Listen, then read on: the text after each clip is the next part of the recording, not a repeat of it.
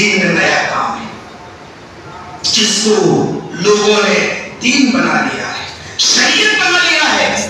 آئیے اب علماء کی طرف بڑھتے ہیں، آپ سب غور کریں گے اور صحیح دیانتداری کے ساتھ مطالعہ کریں گے تو آپ کو معلوم ہوگا کہ جشن عید میلاد النبی اور اس کے رسومات کو تمام علماء کرام نے ناجائز اور حرام قرار دیا ہے۔ احمد ابن بصری رحمۃ اللہ علیہ لکھتے ہیں قد اتفق العلماء المذاہب الاربعۃ علی ذم العمل به، چاروں مذاہب کے علماء کرام نے، امام ابو حنیفہ کے ماننے والے، امام شافعی کو ماننے والے، امام احمد بن حنبل کو ماننے والے، امام مالک کو ماننے والے، چاروں مذاہب کے علماء کرام نے جشن عید میلاد النبی کے منانے اور اس میں شرکت کرنے کی برائی پر اتفاق کر لیا ہے اور کہا کہ بالاتفاق بالاجماع یہ ناجائز اور حرام ہے، اس کا کوئی ثبوت نہیں ہے۔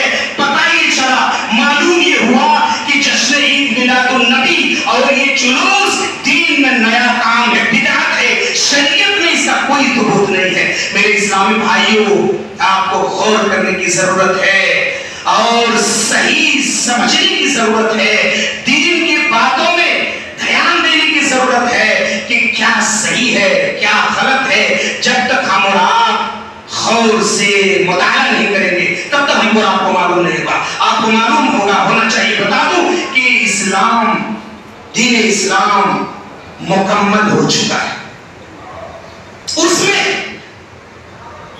دین کے تعلق سے یا اس کے زندگی میں پیش آنے والے تمام مسائل کے تعلق سے واضح تعلیمات موجود ہیں، اس میں کوئی کمی بیشی اللہ رب العالمین نے اس میں کمی بیشی کرنے کی کوئی گنجائش نہیں چھوڑی ہے کہ آدمی جیسے چاہے اپنی طرف سے اس میں بڑھا لے گھٹا لے، دین مکمل ہو چکا ہے، اس میں کمی بیشی کی کوئی گنجائش نہیں ہے۔ اور آپ کو معلوم ہونا چاہیے کہ اس میں کوئی کمی بیشی کرنے کی گنجائش نہیں چھوڑی ہے، دین ایک مکمل ہو چکا ہے۔ اور اس بات کا اعلان اللہ رب العالمین نے اپنے نبی کی زبان وحی ترجمان سے حجۃ الوداع کے موقع پر نبی کے زبان سے اعلان کروا دیا۔ اللہ کے نبی نے 1,00,000 لوگوں کے مجمع میں اس بات کا اعلان کر دیا، الیوم اکملت لکم دینکم واتممت علیکم نعمتی ورضیت لکم الاسلام دینا، کہ آج میں نے تمہارے لیے تمہارے دین کو مکمل کر دیا اور تمہارے لیے تمہارے دین کو میں نے پسند کر لیا، تمہارے لیے تمہارے دین اسلام کو میں نے منتخب کر لیا۔ الیوم اکملت لکم دینکم واتممت علیکم نعمتی، اور آج میں نے اپنی نعمت تم پر پوری کر دی، ورضیت لکم الاسلام دینا، اور میں نے بحیثیت دین تمہارے لیے اسلام کو چن لیا۔ میرے اسلامی بھائیوں، ذرا غور کرنے کی بات ہے، اللہ کا بہت بڑا احسان ہے کہ اس نے ہمارے اوپر دین کو مکمل کر دیا، ورنہ اگر اسے نامکمل چھوڑ دیا جاتا تو جیسے لوگ چاہتے اس میں کمی بیشی کرتے، اس میں کوئی یعنی جیسے لوگ چاہتے اس میں کبھی بڑھا دیتا کبھی گھٹا دیتا، لیکن شریعت نے یہ گنجائش نہیں رکھی، دین مکمل ہو چکا ہے۔ اس اللہ رب العالمین کی اس عظیم احسان کا اندازہ آپ قرآن یعنی بخاری شریف کی اس حدیث سے لگا سکتے ہیں جسے امام بخاری رحمۃ اللہ علیہ بخاری شریف جلد اول کتاب الایمان کے اندر لائے ہیں۔ حضرت عمر فاروق کی دور خلافت میں ایک یہودی عالم ان کی خدمت میں حاضر ہوتا ہے اور کہتا ہے امیر المومنین، تمہاری قرآن میں تمہاری کتاب قرآن ایک ایسی آیت ہے، اگر اس کا نزول ہم یہود کے اوپر ہوئی ہوتی ہم اس کے نزول کے دن کو عید کا دن مناتے، عید تصور کرتے۔ حضرت عمر فاروق نے فرمایا، اے یہودی عالم بتاؤ ایو آیت، وہ کون سی آیت ہے؟ وہ یہودی عالم پڑھ کر کے سناتے ہیں، الیوم اکملت لکم دینکم واتممت علیکم نعمتی ورضیت لکم الاسلام دینا۔ حضرت عمر فاروق نے کہا سن لو، یہ آیت عید کے دن ہی نازل ہوئی ہے، وہ بھی اللہ کے نبی جب عرفات میں موجود تھے، اللہ کے نبی میدان عرفات میں تھے، وہ جمعہ کا دن تھا، اس دن یہ آیت نازل ہوئی ہے، عید کا دن تھا۔ میرے اسلامی بھائیوں، اس واقعے سے اس حدیث سے مجھے یہ بتانا ہے، آپ ذرا غور کیجئے کہ اس یہودی عالم نے یہ بات کیوں کہی تھی کہ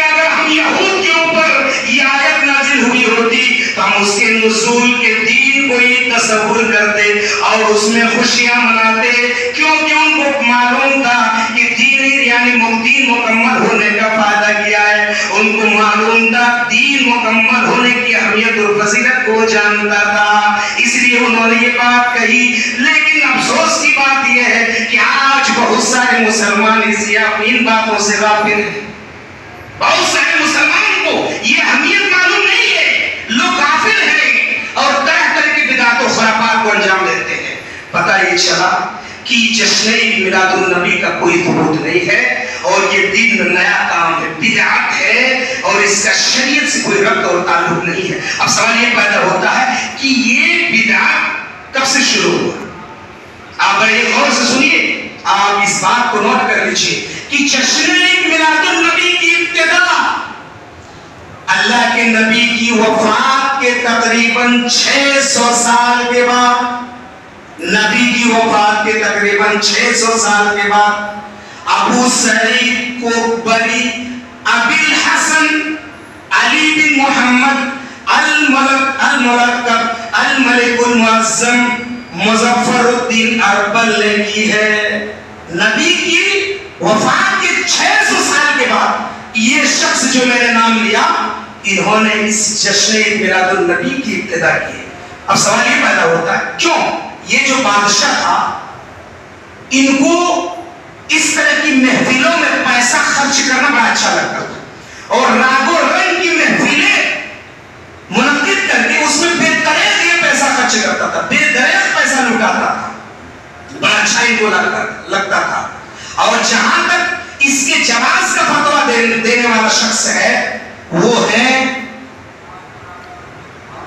ابو الخطاب ملا عمر بن المعروف بن دہیہ کلبی. یہ وہ شخص ہے جنہوں نے اس کے جواز کا فتویٰ بادشاہ کے سامنے پیش کیا, اور یہ وہ شخص ہیں جن کے بارے میں حافظ ابن حجر رحمۃ اللہ علیہ لکھتے ہیں کہ ابن نجار کہتے ہیں کہ میں نے تمام علماء کرام کو اس کے جھوٹ اور ضعیف ہونے پر متفق پایا. یہ سلف صالحین ائمہ کرام کی شان میں گستاخی کرنے والا سخت تھا, یہ ان کی شان میں گستاخی کرتا تھا, بڑا بد زبان اور خبیث اور احمق انسان تھا. یہ وہ شخص تھا جب بادشاہ اربل کے بادشاہ نے جب محفل میلاد کا انعقاد کیا تو نہ اس شخص نے صرف جواز کا فتویٰ دیا بلکہ مواد جمع کر کے, مواد اکٹھا کر کے ایک کتاب لکھ ڈالی, اور اس کتاب کا نام کیا رکھا؟ التنویر فی مولد السراج المنیر. اس نام سے ایک کتاب لکھا اور بادشاہ اربل کے سامنے کتاب کو پیش کیا. اربل کے بادشاہ نے جب کتاب کو دیکھا تو ان کو بڑی خوشی ہوئی, فوراً اس نے اس آدمی کو طلب کیا اور ہمارے خوشی کے اس آدمی کو اس ملا ابو الخطاب کو یعنی ملا عمر بن المعروف بن دہیہ کلبی کو بلایا اور ان کو 1000 اشرفیوں سے نوازا. ان کو انعام دیا, 1000 اشرفیاں ان کو انعام کے طور پر دیا. پتہ یہ چلا کہ یہ آدمی بڑا لالچی قسم کا آدمی تھا, یعنی بادشاہ سے داد و دہش لینے کے لیے, بادشاہ سے انعام لینے کے لیے انہوں نے کتاب لکھ ڈالی. وفیات العیان ابن خلقان کے اندر یہ واقعہ موجود ہے. میرے اسلامی بھائیوں, اب ہم کو آپ کو یہ معلوم ہو گیا کہ جشن عید میلاد النبی کی تاریخی اور شرعی حیثیت کیا ہے. اس کا کوئی ثبوت نہیں ہے, دین میں دور دور تک اس کا کوئی واسطہ نہیں ہے. اب سوال یہ پیدا ہوتا ہے کہ اب ہم کو یہ بھی معلوم کر لینا چاہیے کہ نبی کی پیدائش کب ہوئی, نبی کی ولادت و سعادت کب ہوئی, اور آپ نے داعی اجل کو لبیک کب کہا, یعنی آپ کی وفات کب ہوئی. آئیے ذرا غور سے سنیے. نبی کی پیدائش صحیح قول کے مطابق 9 ربیع الاول روز دوشنبہ 20 یا 22 اپریل 571 عیسوی صبح کے سہانے وقت میں ہوئی. 571 عیسوی میں 9 ربیع الاول 571 عیسوی میں نبی کی پیدائش ہوئی. جیسا کہ علامہ صفی الرحمن مبارک پوری رحمۃ اللہ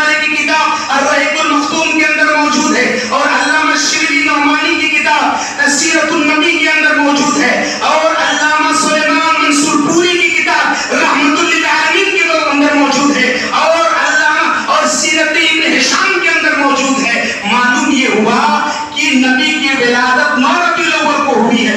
और एक कौल मिलता है जो इमाम मालिक रहमतुल्लाह अलैह की सनद से मरवी है और उलमा ने लिखा कि 9 रबीउल अव्वल से भी ज्यादा ये सही है, यानी वो कहते हैं कि नबी की पैदाइश 8 रबीउल अव्वल को हुई है। और ये ज्यादा सही लगता है, ज्यादा सही सनदों से मरवी है। पता ये चला कि 9 रबीउल अव्वल या इसी तरह से 8 रबीउल अव्वल को नबी की पैदाइश हुई है। हाँ, ये बात मालूम है, लोगों में मालूम है कि नबी का इंतकाल, नबी की वफात 12 रबीउल अव्वल को हुई है। पता ये चला कि 12 रबीउल अव्वल हुस्न व मलाल का दिन है, ना कि जश्न व खुशी का दिन, जश्न व मुसर्रत का दिन, ये हुस्न व मलाल का दिन है। मेरे इस्लामी भाइयों, एक बात और बता देना चाहता हूं कि नबी के कौल और फेल से सिर्फ 2 ईदों का सबूत है, तीसरी ईद का कोई सबूत नहीं।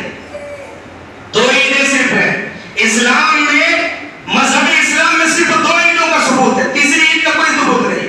दलील ये हदीस पाक वान मस्जिद मालिक रज़ियल्लाहु तआला अन्हु क़ाल काना लि अहलिल जाहिलियत यौमान फी कुल्लि सनतिन यरबून फीहिमा फलम्मा क़दम नबी सल्लल्लाहु अलैहि वसल्लम अल मदीनता क़ाला काना लकुम यौमान तरबून फीहिमा वक़द अब्दलकुमुल्लाहु बिहिमा खैरन मिनहुमा यौमल फित्री व यौमल अज़हा रवाहु नसई फी किताब सवातिल ईदैन। इस हदीस पाक को इमाम नसई रहमतुल्लाह अलैह नसई शरीफ किताब सवातिल ईदैन के अंदर लाए हैं। हज़रत अनस बिन मालिक रज़ियल्लाहु तआला अन्हु कहते हैं अल्लाह के नबी सल्लल्लाहु अलैहि वसल्लम मदीना तशरीफ लाए। मदीना में लोगों को देखा कि वो 2 दिन खुशियां मनाते हैं। अल्लाह के नबी ने पूछा, ए मदीना के लोगों बताओ ये 2 दिन तुम खुशियां क्यों मनाते हो? उन लोगों ने कहा कि ये 2 दिन हम लोगों के नजदीक बड़ा अजीम दिन है, इन 2 दिनों में हम लोग खेलते हैं, खुशियां मनाते हैं। अल्लाह के नबी ने फरमाया कद अब्दलकुमुल्लाहु बिहिमा खैरम मिनहुमा, अल्लाह ताला ने तुम लोगों को इसके बदले में, इन 2 दिनों के बदले में बेहतरीन 2 दिन अता कर दिया है। और वो 2 दिन यौमुल ईदुल फित्र और ईदुल अज़हा है, यानी एक ईद का दिन है, दूसरा कुर्बानी का दिन है। ईदुल फित्र और ईदुल अज़हा अल्लाह रब्बुल आलमीन ने तुम्हें ये 2 दिन अता कर दिए हैं। अब तुम उन 2 दिनों को छोड़ दो, भूल जाओ, अल्लाह ताला ने ये 2 दिन तुम्हें अता किया है। पता ये चला कि शरीयत में, अहले इस्लाम में, यानी इब्तिदाई से 2 ईदें चली आ रही है, तीसरे नाम की किसी भी ईद का कोई सबूत नहीं है, कोई सबूत नहीं तीसरी ईद का। अब सवाल यहाँ एक ये पैदा होता है कि नबी के पास इरशादात में जुमा के दिन को ईद का दिन कहा गया है। कोई एतराज कर सकता है कि जुमा को भी नबी ने ईद कहा है? जी, रिवायत मौजूद है कि यौमुल जुमाती यौम ईदिकुम, कि जुमा के दिन तुम्हारी ईद का दिन है, मुस्लिम अहमद की रिवायत है। लेकिन अल्लाह के नबी सल्लल्लाहु अलैहि वसल्लम ने जो यहाँ ईद जुमा को कहा है वो हुक्मन कहा है, हकीकतन वो ईद का दिन नहीं है। क्यों? इसलिए कि अगर जुमा का दिन ईद का दिन हकीकत में होता, ईद होती हकीकत में, तो फिर जुमा के दिन रोजा रखना हराम होता, जुमा के दिन रोजा रखना जायज नहीं होता। जबकि हदीस में मौजूद है कि अल्लाह के नबी ने फरमाया अनबी हुरैरा रज़ियल्लाहु तआला अन्हु क़ाल क़ाल रसूलुल्लाह सल्लल्लाहु अलैहि वसल्लम ला यसुमन्ना अहदुकुम यौमल जुमअति इल्ला यौमन क़ब्लहु व बअदहु। रवाह मुस्लिम की किताब as-सौम, मुस्लिम शरीफ किताब as-सौम के अंदर ये रिवायत मौजूद है। अल्लाह के नबी ने फरमाया कोई आदमी एक दिन जुमा के दिन रोजा ना रखे, बल्कि उसके साथ एक दिन पहले एक दिन बाद में मिला लिया करे। या इसी तरह अगर कोई आदमी जुमा के दिन रोजा नफली रोजा रखता चला रहा हो और जुमा का दिन पड़ गया तो आदमी जुमा के दिन रोजा रख सकता है। ये भी हदीस में मौजूद है, वक्त हो चुका, मैंने हदीस पेश करता। और ईद के दिन रोजा रखना हराम है। नहल नबी सल्लल्लाहु अलैहि वसल्लम अन सौम यौमिल फित्र वल नहरी, बुखारी की रिवायत है। अल्लाह के नबी ने ईद के दिन और कुर्बानी के दिन रोजा रखना हराम करार दिया है, मना करार दिया है। अगर ये जुमा का दिन ईद होता तो जुमा के दिन रोजा रखना जायज नहीं होता। मालूम ये हुआ कि ये जुमा का दिन ईद का दिन नहीं है, ये हुक्म कहा गया है। जुमा की अहमियत और फजीलत को अल्लाह के नबी ने बतलाया है। मालूम ये हुआ कि शरीयत में 2 ही ईद है, तीसरी ईद का कोई सबूत नहीं है। एक और रिवायत पेश करके बात खत्म करता हूँ। बहुत सारे लोग नबी का नाम सुन करके खड़े हो जाते हैं, नबी का नाम लिए खड़े हो गए, कहते क़याम करते। तो नबी का नाम सुन करके खड़ा होना ये हदीस से मना है, ये दीन में नया काम है, बिदअत है। अल्लाह के नबी सल्लल्लाहु अलैहि वसल्लम ने इस बात से मना फरमा दिया सहाबाए किराम को कि मुझे देख करके तुम लोग खड़े मत हुआ करो। दलील देता हूँ, दलील ये हदीस है पाक। व अनस रज़ियल्लाहु तआला अन्हु क़ाल लम यकुन शख़्सुन अहब्बा इलैहि मिन रसूलिल्लाहि सल्लल्लाहु अलैहि वसल्लम व कानू इज़ा रअवहु लम यक़ूमू लिमा तअल्लमून मिन कराहियति बिज़ालिक। रवाहु तिर्मिज़ी फी अबवाबिल इस्तिज़ान। तिर्मिज़ी शरीफ अबवाबुल इस्तिज़ान के अंदर ये हदीस मौजूद है। हज़रत अनस बिन मालिक रज़ियल्लाहु अन्हु कहते हैं अल्लाह के नबी ने फरमाया कि वो सहाबाए किराम से नबी से ज्यादा किसी से मोहब्बत नहीं करते थे, यानी सहाबाए किराम के नजदीक नबी से ज्यादा महबूब और कोई नहीं था, सबसे ज्यादा महबूब नबी थे। लेकिन वो अल्लाह के नबी को आते हुए देख करके नहीं खड़े होते थे। क्यों? वो जानते थे कि अल्लाह के नबी को ये नापसंद है। लिमा यअलमून मिन कराहियति बिज़ालिक, नबी की नापसंदीदगी की वजह से अल्लाह के नबी ने मना फरमा दिया था कि मुझे देखकर मत खड़ा होना। सहाबाए किराम नहीं खड़े होते थे। पता ये चला कि नबी के नाम को सुन करके क़याम करना, खड़ा हो जाना ये मना है, शरीयत में इसकी इजाजत नहीं है। रब्बुल आलमीन से दुआ करता हूँ परवरदिगारा हम तमाम मुसलमानों को